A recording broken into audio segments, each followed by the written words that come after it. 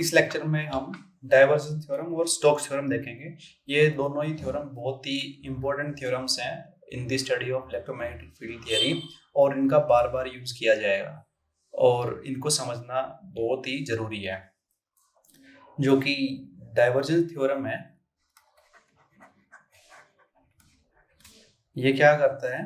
In this theorem we convert a volume integral means triple integral to surface integral.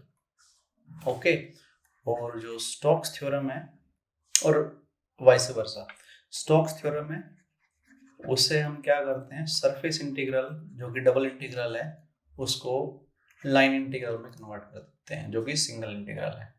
तो इस तरीके से अपनी जो कैलकुलेशंस है बहुत इजी हो जाती हैं अगर हम इन दो थ्योरम्स को अच्छे से समझते हैं और यूज कर सकते हैं अपनी प्रॉब्लम्स में। तो पहले देखते हैं divergence theorem.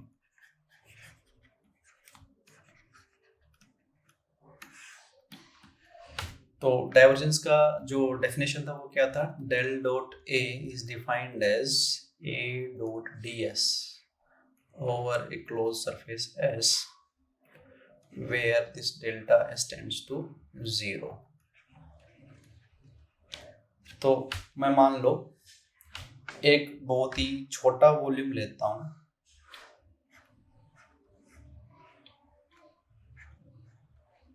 which is enclosed by this closed surface area। okay, तो in this very small volume what will happen in this very small volume by this definition, अभी लिमिट को थोड़ी देर के लिए भूल जाते हैं। ओके, क्योंकि बहुत स्मॉल ले रहे हैं, डिफरेंशियल में काम कर रहे हैं। तो del dot A into delta S, sorry delta V, बहुत small volume, is equal to A dot D S over this small surface delta S which encloses this volume delta V, very small volume। okay, so this is by definition of this divergence of a vector field। this is by definition। अब मैं एक volume लेता हूं, ठीक है, और इस volume में ये एक छोटा सा स्मॉल वॉल्यूम है। let us say this volume is comprised of very small volumes like this।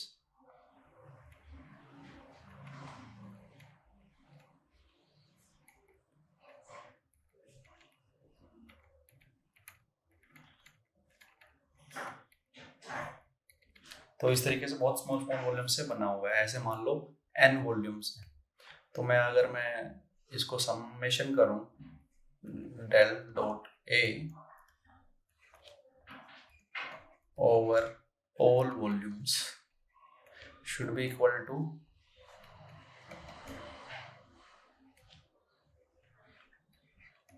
a dot dsj। Okay, तो ये सिंपल बाय डेफिनेशन से आ गया।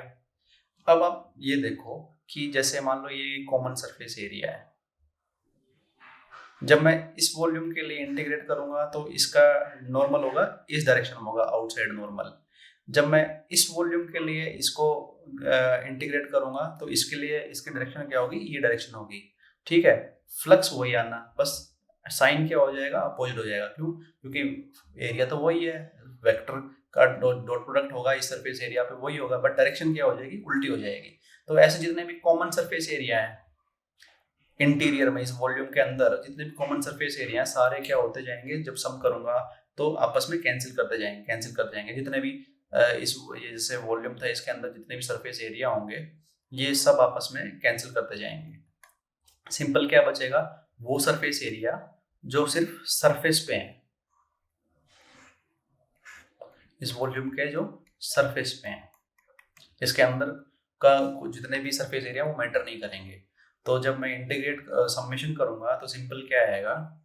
Del dot A when this limit is tends to 0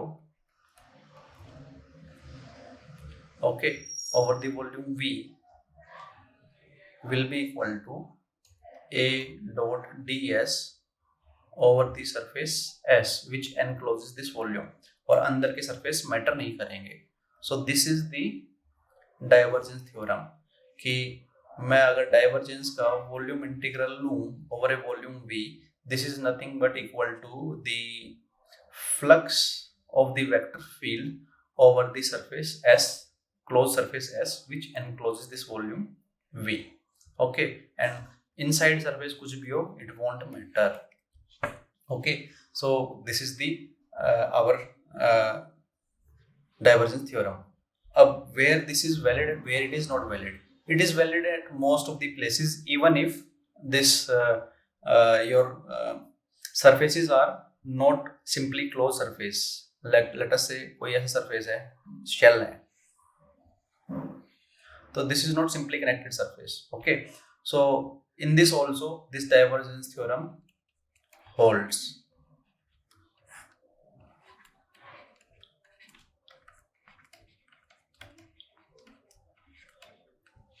However, ये कहाँ hold नहीं करेगी, जहां पे जो A है उसका फर्स्ट डेरिवेटिव या खुद A कंटिन्यूअस ना हो, या फिर इसका जो डेरिवेटिव है वो इन्फिनिट हो, या फिर मतलब कि एग्जिस्ट ना करता हो. तो जहाँ पे एग्जिस्ट नहीं करेगा तो वहाँ डाइवर्जेंस डिफाइन नहीं होगा, जैसे कि मैंने पहले बताया था, इसलिए डाइवर्जेंस थ्योरम भी एप्लीकेबल नहीं होगी. ये एक बहुत ही कॉन्सेप्चुअल पॉइंट है, कई बार हमें जरूरत पड़ेगी ये देखने के लिए कि कहाँ मैं डाइवर्जेंस थ्योरम लगा सकता हूँ, कहाँ नहीं लगा सकता. तो सिंपली कनेक्टेड सरफेस का मतलब क्या होता है, ये आप विकीपीडिया पे देख सकते हैं या फिर यूट्यूब वीडियोस काफ़ी हैं उस पर देख सकते हैं. बट सिंपली मैं बताता हूँ कि मान लो मैं एक कोई भी कर्व लूँ, उस कर्व को मान लो मैं श्रिंक करता जाऊँ, अगर वो उसी वॉल्यूम में लाई करती है तो वो, या उस सरफेस में लाई करती है, तो it is called as simply connected. जैसे कि एक स्फीयर है, स्फीयर में कहीं भी एक कर्व ले लो, उसको कितना भी छोटा करते चलाओ, उस स्फीयर के अंदर ही होगा. बट ये जो शेल थी, इसमें ने जो कर्व यहाँ ली उसको मैं छोटा करूंगा तो ये यहाँ आ जाएगी, जो कि इस सरफेस में नहीं लाई करेगी. तो इसका मतलब this is not a simply connected surface, but sphere is a simply connected surface. Even for non simply connected surface this divergence theorem holds. तो ये हम प्रूव करेंगे अभी. तो लेट अस सी कैसे प्रूव करना है. लेट अस से एक कोई वेक्टर फील्ड है जो कि इस इक्वेशन को फॉलो करता है इन स्फेरिकल कोऑर्डिनेट. ओके, तो अब हमें वेरीफाई करना है कि ये इस शेल पे, स्फेरिकल शेल है, ये R1 है और ये R2 है, इसमें ये सेटिस्फाई करता है या नहीं करता है. तो पहले सिंपली मैं क्या करूँगा, F डॉट ds निकाल लूँगा. अब इसमें सरफेस क्या क्या है, एक इनर सरफेस है और एक आउटर सरफेस है. तो this is F dot ds inner plus F dot ds outer. अब इनर सरफेस के लिए आउटवर्ड नॉर्मल ये होगा और आउटर सरफेस के लिए आउटवर्ड नॉर्मल ये होगा. ठीक है, तो और अपना जो रेडियल वेक्टर होता है उस डायरेक्शन क्या होती है, AR यही होती है. तो इसके मतलब इनर के लिए जो डायरेक्शन है -AR होगी और आउटर के लिए डायरेक्शन क्या होगी, +AR होगी. ठीक है, तो ये भी हमें ध्यान रखना है. और सिंपली इसमें थीटा फी तो है नहीं, तो इसलिए वो एग्जिस्ट नहीं करेंगे. तो F डॉट ds क्या आएगा फॉर इनर सरफेस, क्या आएगा, माइनस ओवर द सरफेस. अब ds क्या होगा for inner surface, it is nothing but AR ds minus AR R1 square sine theta d theta d phi. Okay, तो ये for inner के लिए, तो ये R1 square sine theta d theta d phi, theta varies from 0 to pi, phi varies from 0 to 2 pi. Plus outer के लिए क्या आ जाएगा, प्लस साइन आ जाएगा सिंपल, और ये R2 square sine theta d phi. तो ये सॉल्व करने पे क्या आएगा, 4 pi R2 cube minus R1 cube. तो ये अपना इससे आएगा। ओके, तो इसको जो मैंने सॉल्व किया, अब एक्चुअली ये तो ds है, तो r इसका f का भी आएगा, तो इसलिए क्यूब बन जाएगा सिंपल। तो ये इक्वेशन हमने ये वैल्यू ड्राइव करी सिर्फ फ्लक्स से ओवर एनक्लोज्ड वॉल्यूम। ओके, अब हम डाइवर्जेंस कैलकुलेट करते हैं। वो डाइवर्जेंस कैलकुलेट करने के लिए क्या करना पड़ेगा, डाइवर्जेंस कैलकुलेट करने के लिए डेल डॉट एफ निकालना पड़ेगा। अब एफ क्या दे रखा है, RAR। Now you can find that del dot F is nothing but 3 for this case. या तो डेल को आप स्फेरिकल कोऑर्डिनेट में कन्वर्ट करके कैलकुलेट कर सकते हो डायरेक्टली, या फिर मैं बता देता हूँ RAR कुछ भी नहीं, सिंपली लिखा जा सकता है XAX plus YAY plus ZAZ। क्यों, क्योंकि ये एक रेडियल वेक्टर है, ये रेडियल वेक्टर है। ओके, और इस r की वैल्यू क्या होनी है, XAX plus YAY plus ZAZ। ये हमने आई थिंक अपने लेक्चर नंबर 4 में भी देखा था कि रेडियल वेक्टर को कैसे डिफाइन कर सकते हैं, ताकि हम डिस्प्लेसमेंट वेक्टर भी निकाल लें उससे। तो this is what it is. तो डेल डॉट एफ हम निकाल सकते हैं सीधा, do by do x x plus do by do y plus do by do z 3। तो डेल डॉट एफ आ गया 3। और इसका वॉल्यूम इंटीग्रल करेंगे डेल डॉट एफ का ओवर दिस वॉल्यूम v क्या आएगा, 3 बाहर आ जाएगा, वॉल्यूम ओनली।